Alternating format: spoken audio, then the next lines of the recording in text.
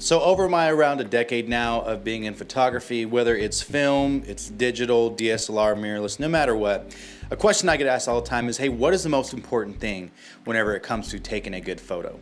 People ask, is it a combination of the body and the lens? Is it this, that, and the other? Is it the colors? Is it X, Y, Z?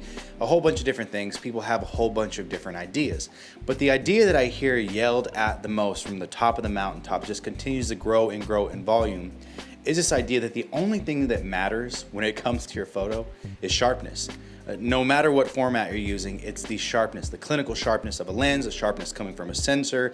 Hey, how sharp is it whenever I am blowing it up on my screen to 100%, 200%? Now I need resolution to be able to attribute with my sharpness, sharpness, sharpness, sharpness. And I'm sorry to every single person out there that is going to throw a fit and is going to have their neck beard turn on 10 in the comments whenever I say this, but you guys, sharpness doesn't mean shit. And yes, it's important to have, but it is not the most important thing, period, when it comes to photography. Hey there, good morning, good evening, good afternoon. This is Talking to Myself, the part of the day where I talk to myself about things that I was thinking the night before while laying in bed. Shout out, of course, to all 4,000 and some odd of you who are subscribed to me at the time of making this video. I don't ask anyone to subscribe, so that truly does mean a lot. As well as shout out to Carhu, the unofficial, official street photography gear of street photography. So today I want to talk about sharpness and why sharpness for majority of photography with you guys is complete bullshit. Now, again, before anyone attacks me, I 100% understand that sharpness is necessary. It is necessary to get critical focus with your subject. Listen, it doesn't matter if it's with a rangefinder, a DSLR, a mirrorless camera with eye autofocus, etc. You need to make sure your subject is in focus. It doesn't matter what you're doing. If I compose a really good image and then take that photo and it is 100% blurry, I can't say that's a good image because you don't even know what's happening. The subject isn't in focus and you miss the complete point of the image. I completely get that. But this idea that sharpness is the end all be all and the king of everything with photography is one of the biggest pieces of BS that has not only been fed to us by marketing, but has been fed to us by, I would call them, the elitist ass photographers in the world. Taking photos of people, and hear me out, at 1.2, at 1.4, at 1.0, eye autofocus, tack sharp on the eyeball, but no other part of their human subject is in focus critically. You may look at me and you may say, hey, tack sharpness in the eyeball, that's very important, that's what you're supposed to get. And I will counter with you that, listen, one part of a human being in focus does not make it a great, fantastic photo. In fact, if you were to miss focus on the eye and get focus on a nose or get focus on an ear, you would want to throw that photo away and it wouldn't be sharp. But we have given the idea that the eyeball is the part that should be in focus primarily, and then if everything else is out of focus, it starts to fall off, is a little bit blurry, is okay, but the eye of the human is what we've always attributed to. If that's sharp, it's a good image. And we assume that that means it's a good photo. You guys, sharpness isn't even the most important thing when it comes to a photo because I can forgive a little bit of blur. I can forgive if it's not critically sharp. I can forgive for zone focusing where there's some things that are super in focus and some things that aren't, as long as it's telling me a story. But you guys are completely abusing this whole thing of shooting wide open and needing critical sharpness and eye autofocus, and you are sacrificing everything else that is great about a photograph, about an image, about a story, about whatever. One of the things that absolutely bothers me about this though is also this idea that I hear this from a lot of people, and they will excuse a shitty composition, they will excuse shitty lighting if the image is tack sharp and if they have eye autofocus.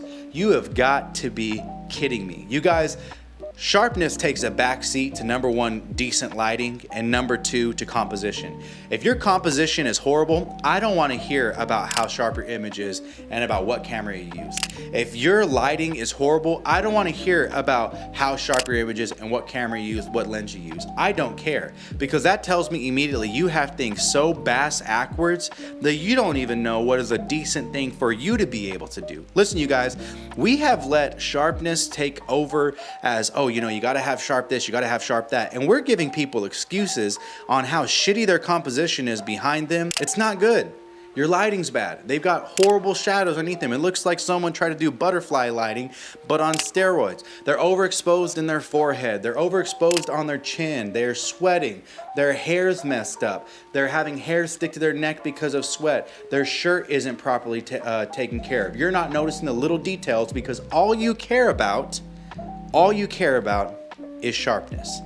One of the worst things for a photographer to do is to throw every single else away about an image that should be more than decent. Listen, you guys, a client can forgive if their nose is in focus versus their eye. But if I'm a client and I've got someone who doesn't tell me my hair is a complete mess, or that my shirt is buttoned weirdly, or everything behind me is blown out whenever I wanted this cityscape, but hey, your eye's in focus, I'd be pissed.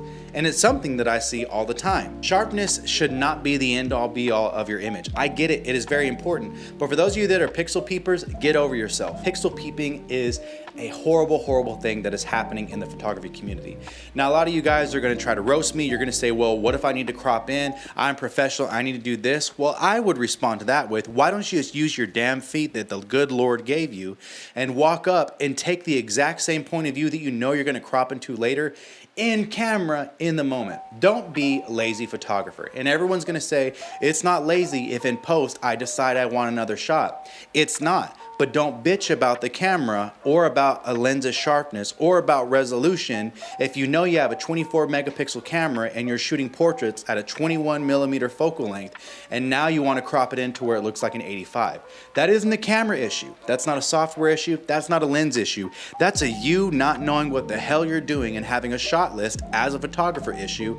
That's not only, I can't even call that amateur because amateurs do better than that. Hobbyists do better than that. That's lazy, and you have to call that out for what it is. You see, pixel peeping in this idea that an image is supposed to hold up at 200, 300% when it's not, first of all, a medium format camera, and even more than that, to think that a medium format camera is supposed to always be able to be cropped into your 300, 400, 500% to fix your mistake is pathetic. And to think that it should hold critical sharpness throughout the frame at the same time is pathetic. And even more, for those of you that like to shoot wide open at f1.2, f1.4, f1.0 if you're on Fujifilm, or f1.8, and you also want to crop in and you're going to complain about how soft the image looks once it's cropped in, that's because you rely on nothing but eye autofocus. You're focused on one plane and you don't care what the blur looks like when you're spaced out and you're somewhere, you know, back here. Shout out to Fuji for being able to have eye autofocus on this. But when I crop in, now it's soft. That's what happens whenever you crop into an image that was already soft because you don't know how to stop down. We want to complain and cry about sharpness. We want to complain and cry about, you know, what's my resolution? How much can I crop in? When, listen, if you were just to use your feet and know what photos you wanted and know what looks good and actually practice on that, you'd be able to walk with your feet up to your subject and get the correct perspective with whatever focal length you need to in order to make sure that in post you have an image that at 100% with maybe an orientation fix, maybe a slight adjustment whenever it comes to the geometry section in Lightroom, that you would have a nice tack sharp image.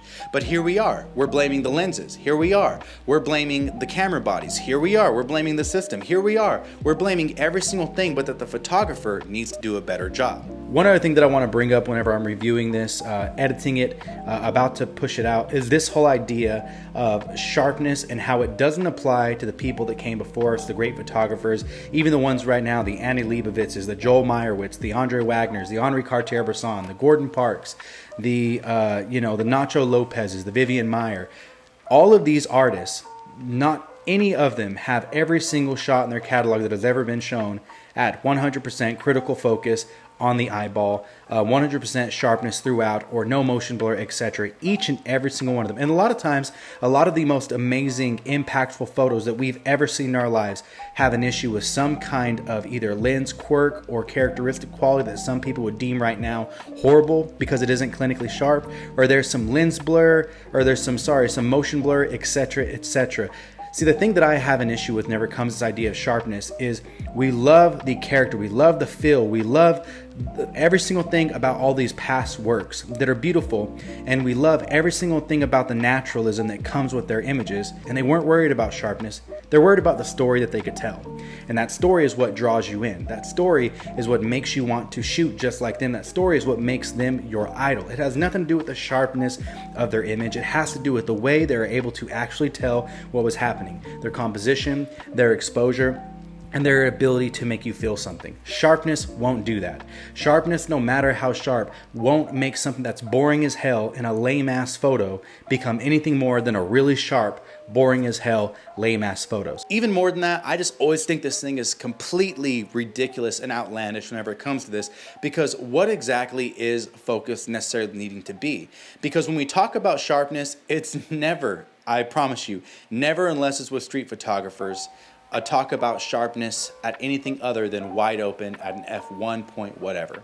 And that is the most ridiculous thing. Or sharpness wide open at an f2, or sharpness at macro levels with a lens that isn't a macro lens. I want amazing sharp close focus wide open on a lens that wasn't created to be amazingly sharp in close focus situations wide open. So let me blame the lens instead of the fact that for an extra $40 or for cheaper than the lens I bought, I could have gotten a damn macro lens like I wanted to. Let me blame the lens instead of also realizing that no matter what we're doing when it comes to optics, unless you're using a Zeiss 35mm f2.8, which is the sharpest lens on the M mount that I have ever used wide open, unless you're using something like that, your images, every single one of them, are not going to be that sharp unless you're stopping your lens down away from your wide open, somewhere around anywhere from f4 to f11 before you hit diffraction.